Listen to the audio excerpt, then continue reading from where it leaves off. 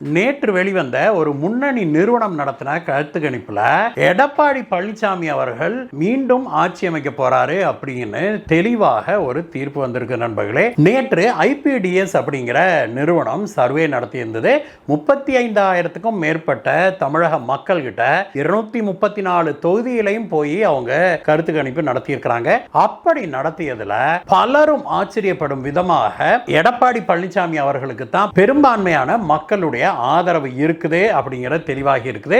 இதுல அடுத்த முதல்வராக யார் வர வேணும் அப்படின்னு கேட்ட கேள்விக்கு 35% மக்கள் எடப்பாடி பழனிசாமி அவர்களை தேர்ந்தெடுத்திருக்கிறாங்க. அதற்கு அடுத்தபடியாக 2வது இடத்துல திரு ஸ்டாலின் அவர்கள் இருக்கிறாரு. அவருக்கு 30% மக்கள் தான் ஆதரவு தெரிவிச்சிருக்கிறாங்க. கிட்டத்தட்ட 5% லீடுல இருக்கிறாரு எடப்பாடி பழனிசாமி அவர்கள். அது மட்டுமல்ல, திமுகவுக்கு பயங்கர அதிர்ச்சி கொடுக்கும் விதமாக அந்த சர்வேல யார் முதல்வராக இருந்தபோது சிறப்பான நிர்வாகத்தை வழங்கினாங்க, சிறப்பான ஆட்சியை வழங்கினாங்க அப்படின்னு கேட்டபோது 51% மக்கள் எடப்பாடி பழனிசாமி அவர்களுடைய நிர்வாகம் தான் சிறப்பாக இருந்தது அப்படின்னும், அதே சமயத்தில் ஸ்டாலின் அவர்களுக்கு வெறும் 38% தான் வாக்களிச்சிருக்கிறாங்க அப்படிங்கிறதையும் பார்க்கும்போது நிர்வாக திறமையில யாரு மேன்மையானவர்கள் அப்படின்னு தமிழக மக்கள் தெளிவாக பதில் சொல்லியிருக்கிறாங்க.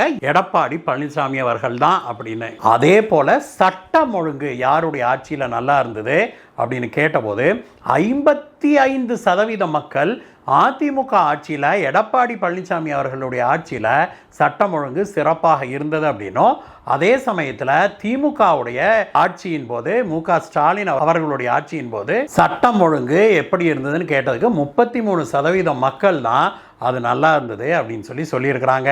அது மட்டும் இல்ல, விலைவாசி உயர்வை யாரு சிறப்பாக கட்டுப்படுத்தி வச்சிருந்தாங்க அப்படின்னு கேட்டபோது 61% மக்கள் எடப்பாடி பழனிசாமி அவர்களுக்கு வாக்களிச்சிருக்கிறாங்க. ஆனா வெறும் 31% தான் திரு ஸ்டாலின் அவர்களுக்கு வாக்களிச்சிருக்கிறாங்க. அதோட இல்ல, மின் கட்டணம் இருக்குது இல்லையா, அதை பற்றி ஒரு கேள்வி கேட்டிருக்கிறாங்க. அதற்கு 61% மக்கள் மின் கட்டண உயர்வு தங்களை பெரிதும் பாதிச்சிருக்குது அப்படின்னும், வெறும் 21% தான் மின் கட்டணத்தால் எங்களுக்கு பாதிப்பு இல்லை அப்படின்னு சொல்லியிருக்கிறாங்க.